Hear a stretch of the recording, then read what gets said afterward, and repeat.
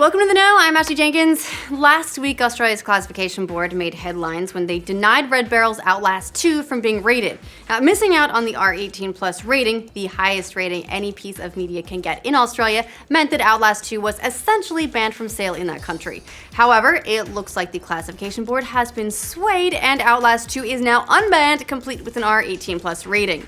Red Barrel provided a statement to Press Start, writing, Outlast 2 has been rated R18+ by the classification branch in Australia and will be released 26 April 2017. There will be only one version of Outlast 2 available worldwide. Now, that makes it sound like the game will come out unchanged, but according to the board, they reclassified it because Red Barrel made some edits to the questionable content. So, thanks Australia, now it sounds like the entire world will be getting an edited release. At least that's what I'm picking up from that. Now, everybody's been wondering when we'll finally get a release date for one of the most anticipated games of 2017, Red Dead Redemption 2. Yes, we're still really hoping it comes out in 2017.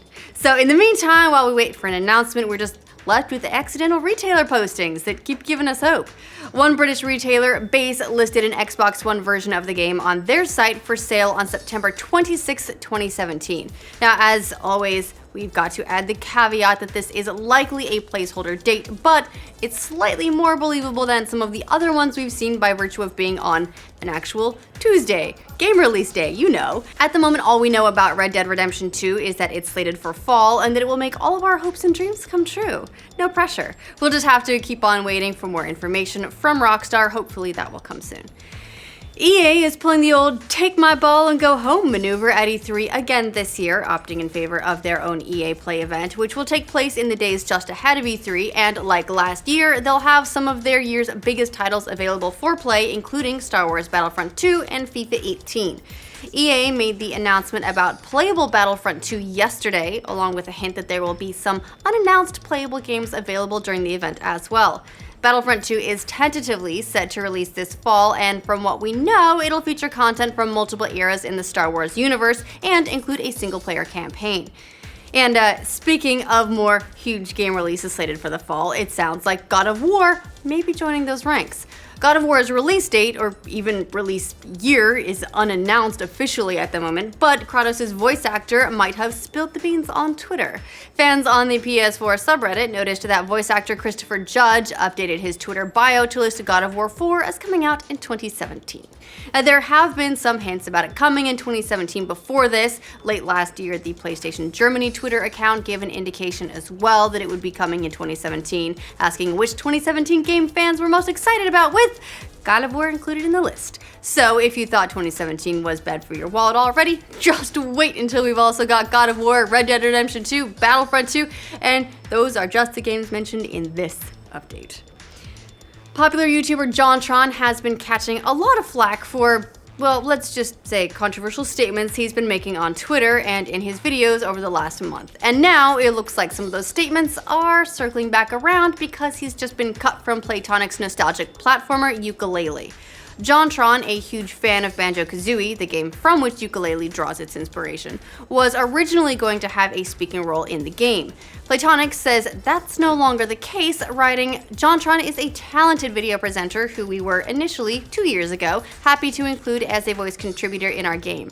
However, in light of his recent personal viewpoints, we have made the decision to remove JonTron's inclusion in the game via a forthcoming content update. JonTron actually commented about the situation himself on Twitter, saying he gets it. Unfortunate to see Playtonic remove me from Yooka-Laylee, but I understand their decision. I wish them the best with their launch, and surely that'll be the last we ever hear of this, right? No, probably not. People are already boycotting the game. Apparently, a lot of people want to play Breath of the Wild on the PC. Who knew?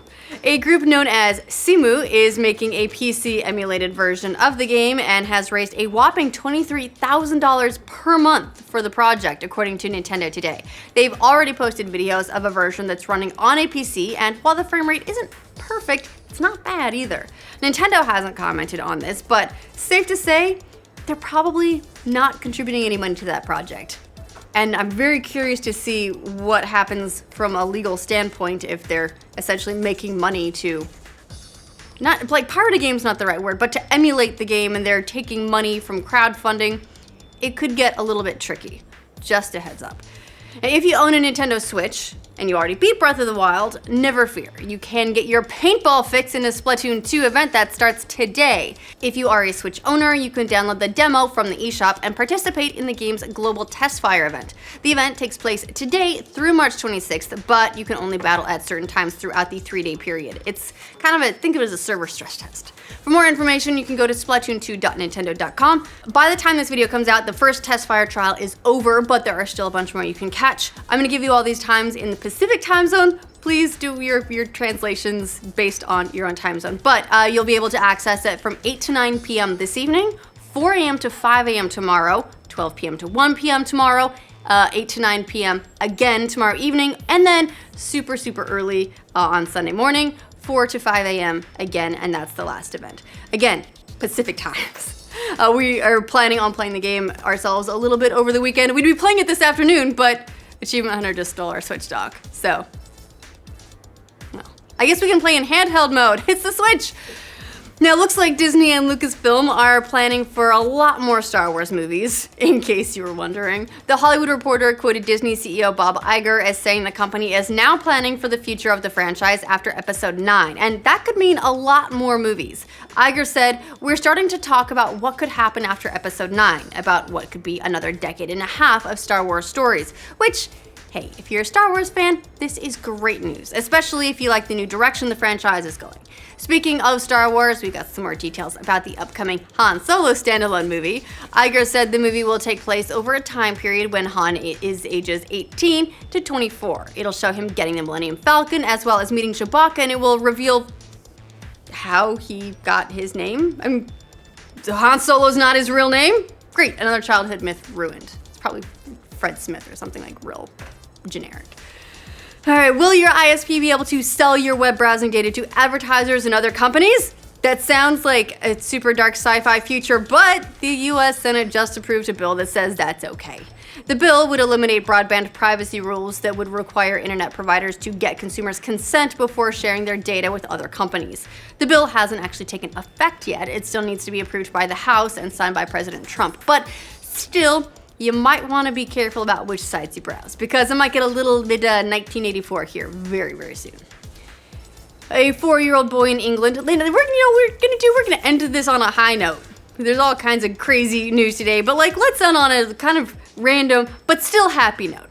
A 4-year-old boy in England saved his mother's life recently, and it's all because he knew his way around a smartphone technology. The BBC reports that the kid couldn't wake up his unconscious mother, so he used her finger to unlock her iPhone, which he's probably been doing for a while to do microtransactions on a Candy Crush or whatever, and asked Siri to call emergency services. So first off, kid's a hero. The real news is that Siri was finally useful for something. I swear, she never listens to me, she just smart mouth.